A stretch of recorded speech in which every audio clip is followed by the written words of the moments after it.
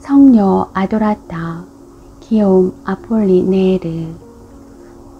어느 날 나는 헝가리에 있는 세펜이라는 마을의 어떤 자그마한 성당을 찾아갔다. 나는 거기서 대단히 존경을 받고 있는 성골계를 참관했다. 이 속에는 성녀 아도라타의 성체가 계십니다 하고 안내원이 말했다. 바로 이 근방에서 묘가 발견된 지 이제 거의 60년이 됩니다. 아마 아도라타 성녀는 그리스도교 초기 로마 점령 시대에 순교하셨나 봅니다.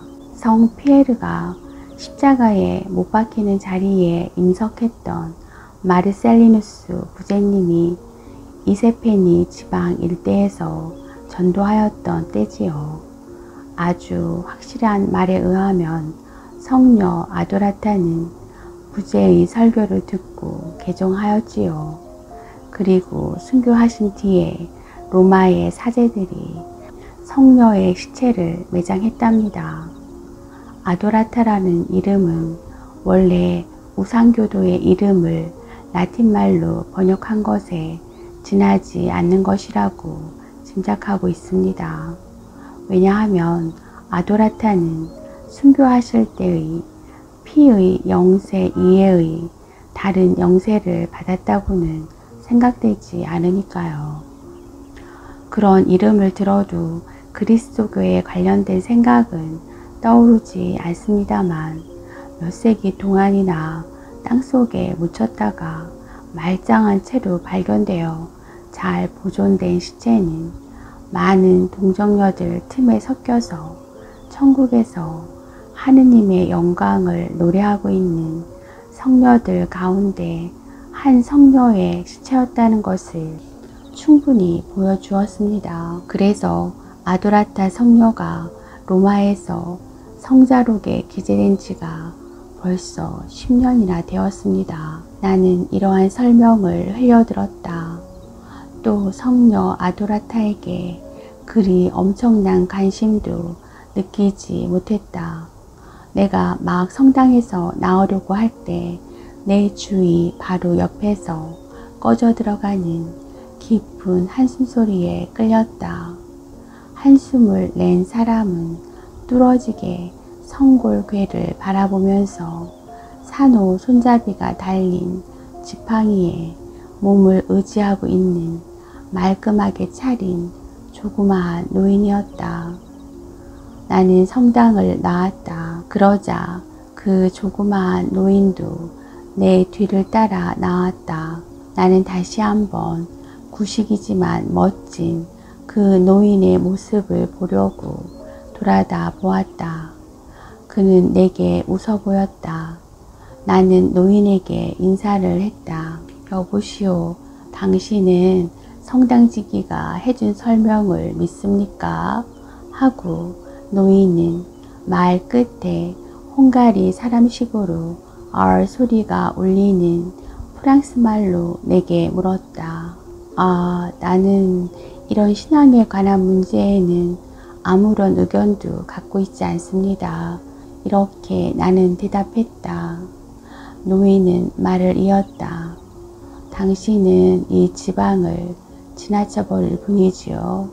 나는 아주 오래전부터 이 일을 누구에게든지 고백해 버리고 싶었는데 이제 당신이 이 지방 사람들 누구에게도 발설하지 않겠다면 얘기해 드리겠습니다. 내 호기심은 눈을 떴다.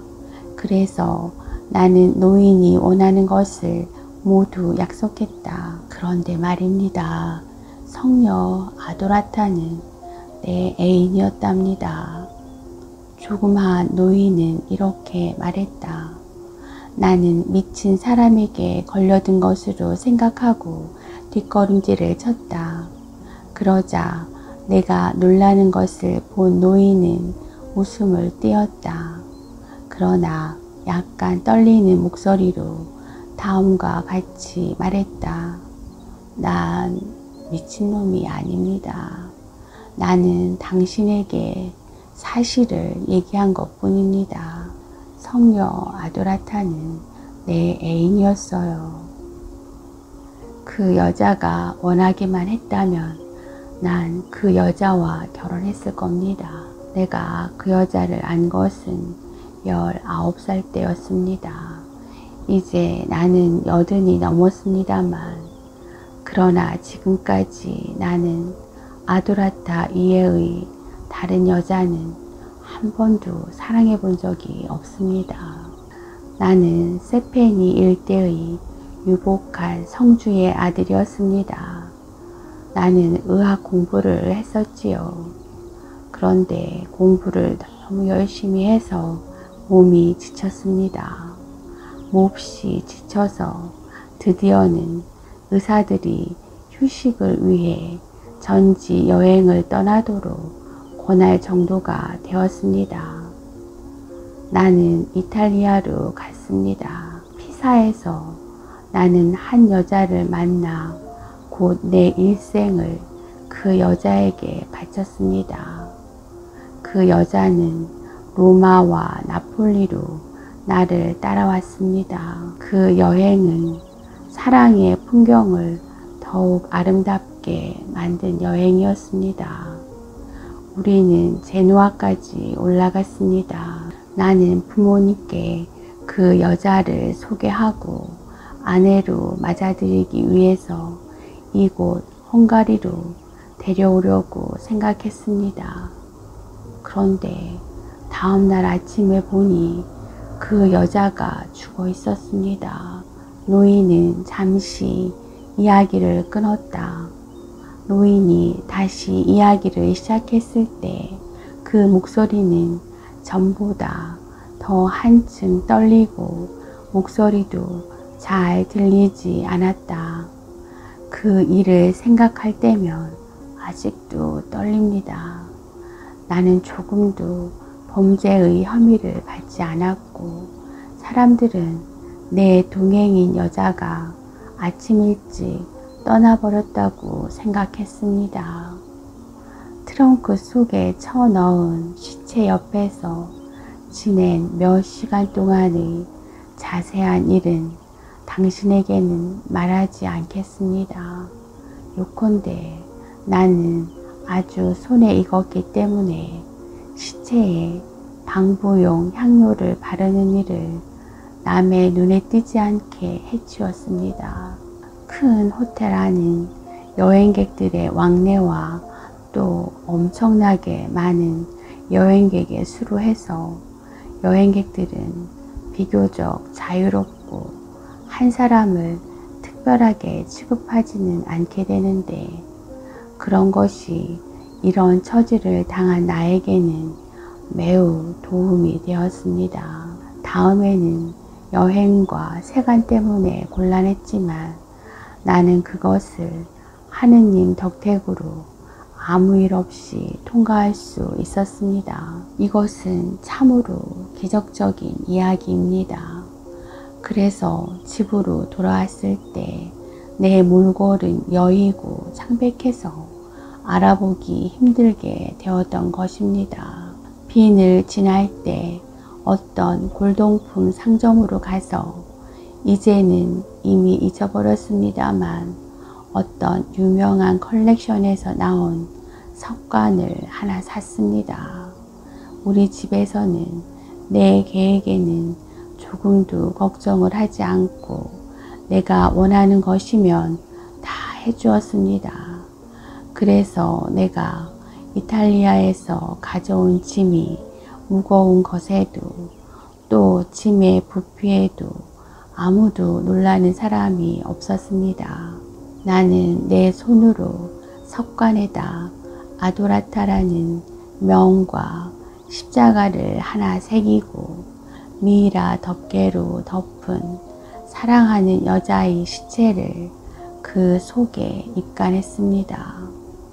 어느 날 밤 엄청난 노력을 해서 내 사랑하는 여자를 근처에 있는 밭으로 나만이 그 자리를 다시 찾아낼 수 있도록 옮겼습니다. 그리고 날마다 혼자서 그 장소에 가서 기도를 했습니다. 1년이 지났습니다. 어느 날 나는 부다페스트로 떠나지 않으면 안 되었습니다.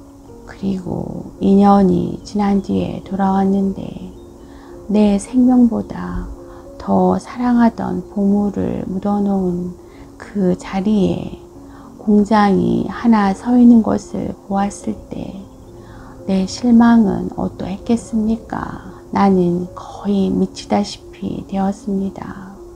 그래서 자살하려고 마음먹었습니다.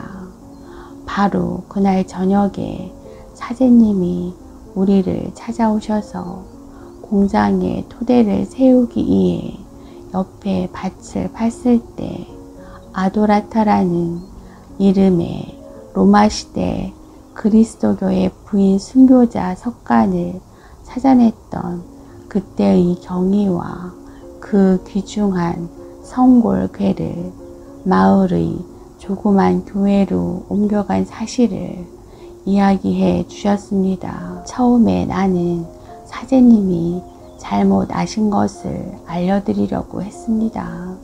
그러나 보고 싶을 때면 언제든지 내 보물을 교회에서 볼 수 있다고 생각하자 마음을 고쳐먹었습니다.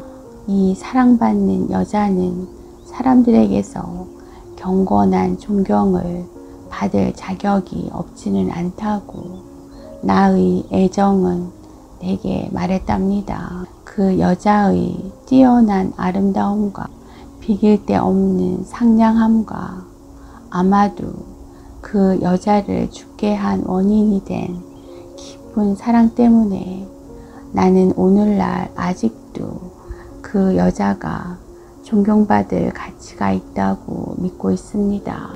요컨대 착하고 마음씨 곱고 신앙심이 두터운 여자였습니다. 만일 죽지 않았다면 나는 그 여자와 결혼했을 겁니다. 나는 일이 경과하는 대로 내버려 두었습니다. 그래서 내 사랑은 깊은 신앙심으로 변했습니다. 내가 그토록 사랑하던 여자는 존경해야 할 사람으로 선언되었습니다. 그 다음에는 축복을 받고 시체가 발견된 지 50년 후에는 성열에 들게 되었습니다. 나도 식에 참석하기 위해서 로마로 갔습니다. 그 식은 지금까지 본 중에서 가장 훌륭한 광경이었습니다. 이 시성식에 의해서 내 애인은 천국으로 간 것입니다. 나는 낙원의 천사같이 행복했습니다. 그리고 나는 이 세상에서 가장 숭고하고 가장 신비한 행복에 쌓여서 이곳으로 돌아왔습니다.